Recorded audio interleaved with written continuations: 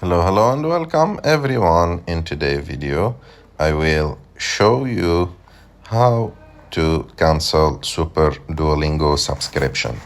To do this, it's very simple. You have to go to the App Store and after that click on your picture on the top right of the screen, and after that go to subscriptions, and after that go and choose Duolingo. For me, for example, it's inactive. I already canceled it, but it's the same thing.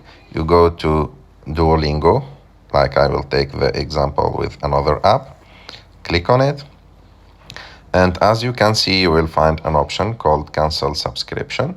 You have to click on it, and after that click on cancel subscription again, and like that the subscription will be cancelled. I hope that you like this video. If you like this video, don't forget to subscribe to our channel, to like this video, and see you